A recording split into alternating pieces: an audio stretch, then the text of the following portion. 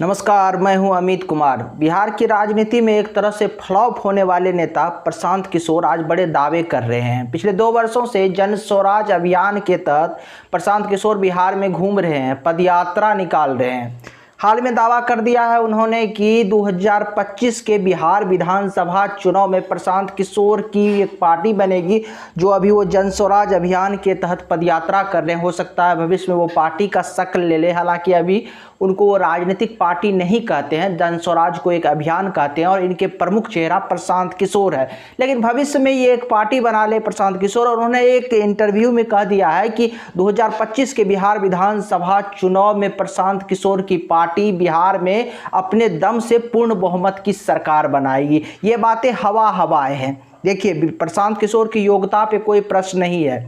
प्रशांत किशोर ने राजनीति के क्षेत्र में काफ़ी अच्छा काम किया है। काफ़ी पॉलिटिकल लोगों के साथ, काफ़ी राजनीतिक पार्टियों के साथ मिलकर उन्होंने अच्छी रणनीति पर काम किया, और जिसके कारण जो है अलग अलग राज्यों में जो है वो लोगों के साथ काम किए। चाहे फिर आप पश्चिम बंगाल में ममता बनर्जी, दिल्ली में अरविंद केजरीवाल, जब पंजाब में कैप्टन अमरिंदर सिंह थे, तो इन सारे बड़े नेताओं के साथ उन्होंने काम किया, उनके लिए रणनीति बनाई और उनको सफलता भी मिला। लेकिन ये बिहार की धरती है, बिहार के लोग आज भी जाति से बाहर नहीं निकल पाए हैं। और या दूसरे शब्दों में कह लीजिए कि जाति की राजनीति का जो जनक है ना, वो बिहार और उत्तर प्रदेश की धरती है। और बिहार और उत्तर प्रदेश की धरती पे प्रशांत किशोर जो है जाति के अलावा जो है रोजगार का, एजुकेशन का, इस तरह के शिक्षा का बातें करके जो है लोगों को एक नई उम्मीद दिखाने का प्रयास कर रहे हैं। लेकिन ये उम्मीद किसी भी कीमत पर फलीभूत नहीं होगी, ये आप नोट कर लीजिए। और आने वाले समय में 2025 में आप देखिएगा कि जो प्रशांत किशोर अपने राजनीतिक रणनीति के कारण पूरे देश में चमके थे, वही बिहार की धरती पर आके वो एक तरह से पूरी तरह फ्लॉप हो जाएंगे। उनका यहाँ पे कुछ नहीं चलेगा। इसके पीछे कई कारण है। बिहार में जो राजनीति का जो एक डीएनए है ना, वो जाति पर आधारित है। बिहार के लोगों के पास अनेक समस्या है। अगर आप आज जिस प्रकार से अभी लोकसभा चुनाव का कुछ चरण में वोटिंग अभी बाकी है, कुछ चरण में हुआ है, अगर आप तमाम चीज़ों को देख लीजिए तो बिहार के लोगों के पास सैकड़ों समस्याएं हैं। बेरोजगारी है, पलायन है, कहीं जो सुखाड़ है, कहीं बाढ़ है। लेकिन देखिएगा जब अंत में वो वोट करने जाएगा तो उनका जो केंद्र में रहेगा वो जाति आधारित वोटर बन के ही वोट करने जाएगा। इसीलिए कहा जाता है कि बिहार के लोगों के डीएनए में ही जाति है, और इस जाति को आप विकास की तरफ मूव नहीं कर सकते। अगर बिहार के लोग जो है 10 में से अगर आप 10 अंक ले लीजिए, और 10 में से अगर आप बिहार के लोगों को इस तरह से आकलन कीजिएगा किस आधार पे वोट करते हैं, तो 8 नंबर जो है ना वहाँ पे जातिवाद को मिलेगा। और बाकी जो मुद्दे हैं उसको अगर आप नंबर दीजिएगा तो 2, 3, 4 के अंदर में सिमट जाएगी। बाकी जो बिहार के लोगों की समस्या है वो इस प्रकार से बिहार की राजनीति, अभी बिहार में राजनीति चल रही है। आप ग्राउंड जीरो पर जाके देख लीजिए, या फिर बिहार की राजनीति का इतिहास खंगाल के देख लीजिए। इतिहास का हर पन्ना यही गवाही दे रहा है कि बिहार की धरती जातिवाद का जनक है, और बिहार की धरती पर केवल जाति आधारित राजनीतिक होती है। और ऐसे राजनीतिक में प्रशांत किशोर कहीं फिट नहीं बैठते, किसी भी एंगल से फिट नहीं बैठते। और सोचने वाली बात यह है कि अभी तक आप प्रशांत किशोर इंटरव्यू भी दे रहे हैं, उनका जो बातें करने का सलीका है, जो वो अनुमान लगाते हैं, ये सारी चीज़ें सुनने में थोड़ा अच्छा लगता है। लेकिन सोचिए, जब जिस राज्य के वोटर अंत में तमाम चीज़ों को भूल के वो जो है सिर्फ जाति आधारित वोटर बन जाते हैं, वो प्रशांत किशोर पर क्यों विश्वास करेंगे? आज तक आपको पता नहीं चला होगा कि प्रशांत किशोर का आइडियोलॉजी क्या है।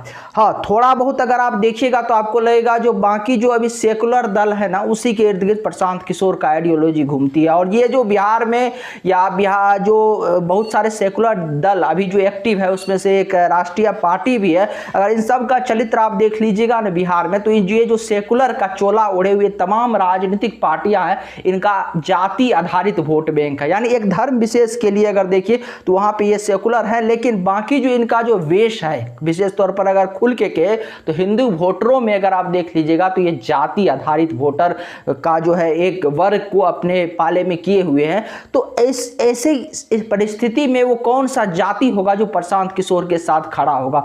क्योंकि प्रशांत किशोर हिंदू आइडियोलॉजी पे काम नहीं कर रहे हैं। हिंदू आइडियोलॉजी को पूरी तरह से अभी जो भारत की राजनीति, बिहार की राजनीति, उत्तर प्रदेश की राजनीति, पूरे देश की राजनीति को आप देख ले तो हिंदू आइडियोलॉजी का जो है सर्वाधिक लाभ जो है भी बीजेपी को मिल रहा है। बीजेपी को ही भगवा पार्टी कहा जाता है, बीजेपी को हिंदूवादी पार्टी कहा जाता है, उस पर यह टैग लगता है। बाकी जो दल हैं वो अभी भी सेकुलरिज्म के चोले ओढ़ के चल रहे हैं। वो कई दल जो है खुल के जो है हिंदुओं का विरोध करते हैं, कई दल जो है सॉफ्ट हिंदू जो कह लीजिएगा ना इधर ना उधर वाले जो है मोर्चा थामे हुए हैं। तो लेकिन बिहार की राजनीति पर फिर आप चले आइए तो बिहार की राजनीति में प्रशांत किशोर जिस जाति जिस वर्ग से आते हैं वो सवर्ण कहलाता है। बिहार में प्रशांत किशोर खुद ब्राह्मण समाज से आते हैं। ऐसे में सोच लीजिए जो सेकुलर पार्टी, पहला पॉइंट तो यहाँ नोट कर लीजिए, जो सेकुलर पार्टी या जो उनका एक लॉबी है वो जो है उच्च वर्ग को टारगेट करके जो है बिहार में जो है दूसरे वर्गों को का वोट हथियाते हैं। फिर उसमें पिछड़ा कह लीजिए, फिर उसमें दलित कह लीजिए, फिर उसमें बिहार में जो अल्पसंख्यक है उसको कह लीजिए। क्या ऐसे सेकुलर पार्टी जो है और ऐसे सेकुलर पार्टी के वोटर जो है क्या जो है प्रशांत किशोर के साथ जाना पसंद करेंगे? जो एक उच्च वर्ग से, एक ब्राह्मण समाज से आने वाले नेता है, कभी भी जाना पसंद नहीं करेंगे। अभी देख लीजिए बिहार की राजनीति में जितने भी नेता हैं वो कम से कम अपने जाति का नेता है और अपने जाति के साथ वो जो है सेकुलरिज्म का चोला ओढ़ के जो है बिहार में मुसलमान के वोट को अपने पाले में करते हैं।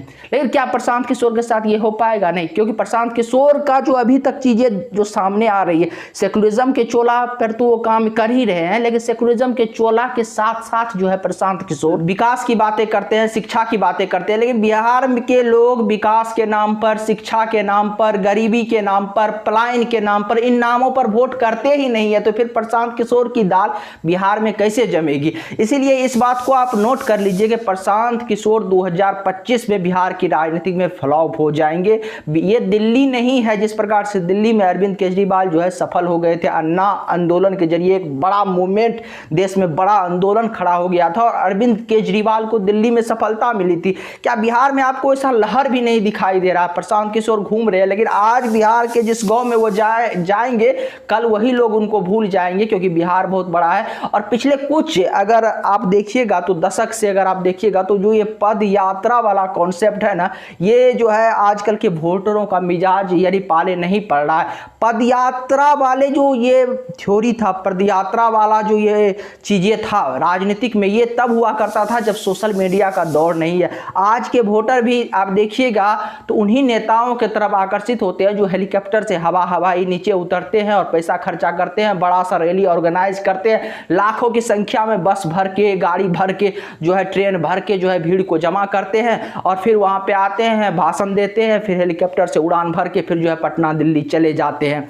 आजकल के नेता जो है बिहार में भी और लोग भी आजकल के ऐसे नेता के बारे में ही चर्चा करते हैं, क्योंकि ऐसे नेता टीआरपी जल्दी वसूल लेते हैं। और एक दूसरे प्रकार के नेता होते हैं जो आइडियोलॉजिकली बातें करते हैं, जो आइडियोलॉजी की बातें करते हैं, उनको तो जनता के बीच जाने की जरूरत भी नहीं पड़ती। वो पटना दिल्ली में बैठ के कभी सेकुलरिज्म का, कभी जाति का जो है बातें बता देते हैं, मीडिया तक ये बातें पहुंच जाती है और घर घर में टीवी मोबाइल है, घर घर में उनकी बातें पहुंच जाती है। सोशल मीडिया पे कैंपेनिंग कर लेते हैं। यानी जो जनता से नेता का कनेक्शन था वो बिल्कुल जो है आज कनेक्ट होने का जो तरीका है बदल गया। और प्रशांत किशोर जो है अभी पिछले 2 वर्षों से लगभग पद यात्रा निकाले, तो ये कॉन्सेप्ट भी जो है पूरी तरह फ्लॉप दिख रहा है। और बिहार के अगर आप ग्राउंड जीरो पर भी जाकर देखिएगा तो इसका कोई असर दिखाई नहीं दे रहा है प्रशांत किशोर के पद यात्रा का। इसलिए प्रशांत किशोर हवा ये भी जितने भी दावे कर ले, लेकिन 2025 में बिहार में प्रशांत किशोर के हाथ कुछ नहीं लगने वाला है।